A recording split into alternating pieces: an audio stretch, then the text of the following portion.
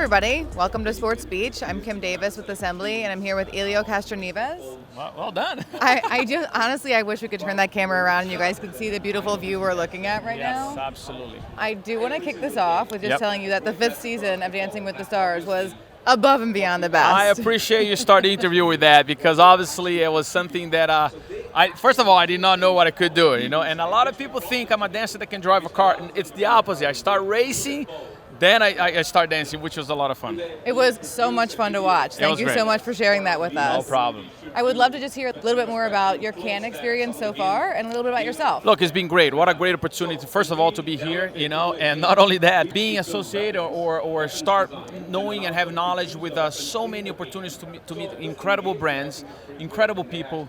Plus, they said the weather is amazing, and it's true, right? So why not come to an amazing place? Now, you talked a little bit about brands. What do some of those brand partnerships look like for you, and what do you think about them in terms of sports? Let me tell you, I'm being a race car driver for over 20 years, right? And I still racing, by the way, and focus on the big races. For example, Indy 500. Daytona 24 hours, iconic races that I know I can do 100% of my job, let's put it this way. However, now I became ownership of Maya Shank Racing, which is something, by the way, everything. I love that. Something that I had no idea. When you're a race car driver, you only have one goal, be the number one, right? And all of a sudden, start getting a little bit older, you start achieving your goals. Now, your goals start changing, and that's one opportunity that I can't thank enough Mike Shank and Jim Meyer and Liberty Media, because they are partners of the team, to give me this opportunity or show me this opportunity to become an ownership. And that's my goal. My goal is to continue to be involved with racing. But now we're talking about brands, right? So we have an incredible partners like AutoNation, SiriusXM, Clopay, and Cliffs, which is a steel manufacturer in America. So you have all these incredible brands associated with you. And now that's what I'm talking about. I know how important it is to have incredible partners, because it's very useful, not only because our business, it's about brand, it's about partners. You have a good partners to connect with you, and that's why we're here. What makes the best partners? Not only they're involved, people thinking just putting a name on the side part of the car, and that's it. Right. What makes a great partner, it's they can be part of it. So, for example, I just mentioned Cliff, still a company in America. They make a lot of outside, sometimes not so much in the car, because the cars are spec, so you're not allowed to build your own car. However, details like mufflers, some people are like, oh, well, does that make a difference? It does make a difference. The design is different, the design is better. For example, SiriusXM and AutoNation. AutoNation is a dealership brand. What happened is they have a good relationship with, when they sell their cars, they have subscriptions, So what makes a great partner is connecting business to business all together, so that they not only have their brand in the car and the marketing, but also have the business side as well. Just a true partner. And that's a great, fantastic partner, yes. I love that. Can you share a memorable experience from a previous partnership? Cliffs is one of them that I just mentioned about it. I used to be sponsored by Shell Pennzoil. And one of the companies that the former team that I used to work, they have 375,000 trucks, their business in America, right? And all of a sudden, they need to buy for their business oil for those trucks, right?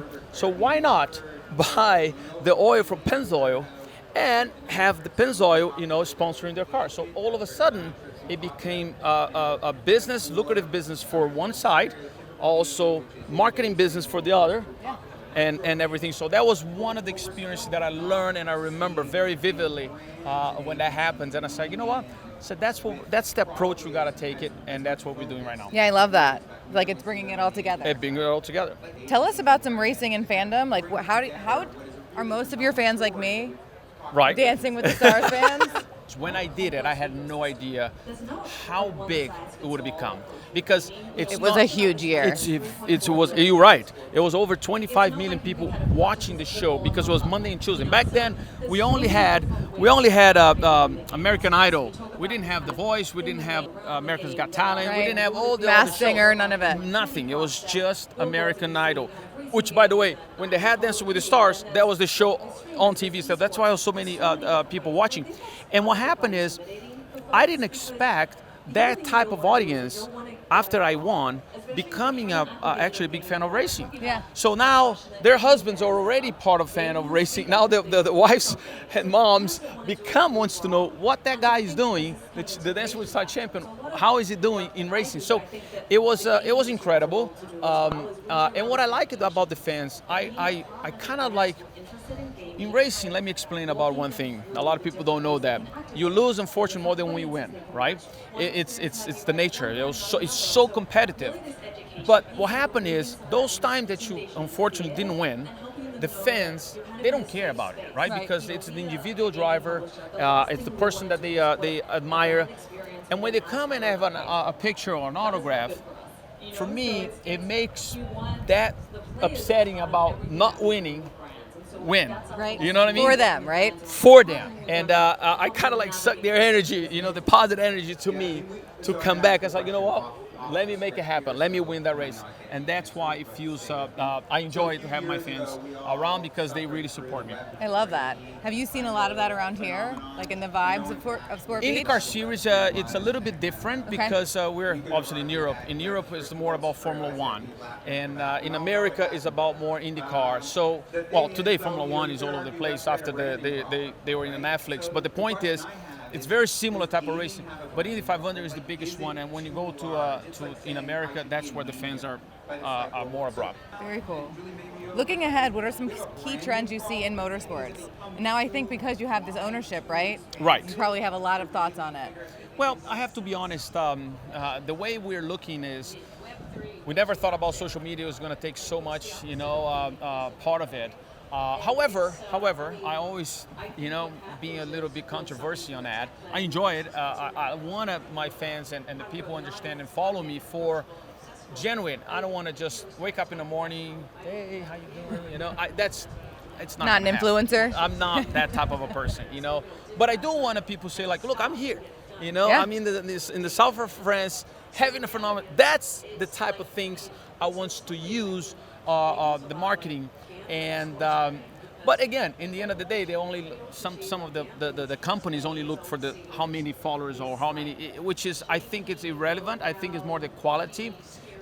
In the end of the day, that's why I'm here, obviously, to learn a lot about what's next, what's the future ahead of us, so that we can continue using that type of marketing, that type of social media. To connect with racing, which I believe it's happening right now. So you see so many cool things and experience. The next second question about that, or I would say follow up on that. It's experience. When you go into a race, it's not only to watch the cars passing by. Right now, it's about having a great time. Having an air-conditioned area, area that you can talk. Because sometimes you go to racing, it's so noisy that you're like, people feel uncomfortable. Yeah. So now it changed a little bit, and it's going to continue going in that direction. I love that. I love the opportunity to bring in new fans. And it's going to bring new fans because now the new generation, they're enjoying that type of competition, but also they want to be in a very comfortable scenario. Same. Exactly. Me too now. Now that I'm going more to the other side, I don't want to be. I used to be on the other side driving the car sweaty, which is fine. But now I understand that other side too. It's still early in the week, but what's your favorite thing you've seen here so far? Oh my God, like I said, I went for a run this morning and I saw so many cool things. By the way, I saw the torch passing cool. through. How cool is that? Cool, yes. I had an experience a long time ago. I'm not going to say how long because then they're going to say, man, you're old, right? But it was a long time ago. It was I was carrying the torch in Indianapolis for the Winter Olympics in Salt Lake City. So cool. It was the coolest experience. So I saw that one, so it made me remind me that. And but again, being connected with so incredible brands and meeting people, for me, it's being the best part. Awesome. Is there anything else you're excited about doing this week? Well, tomorrow I'm going to be in a paneling. I don't know what I'm going to be talking about, but I'm going to be having a good time. And again, meeting incredible people, hopefully, and learn about the business, because this is all about what's next, what's going to happen. That's why we're here. Well, awesome. Thank you so much for your time. Thanks for having me. Are you going to do a little dance? One move. Thank you so much. You're welcome. Thank you.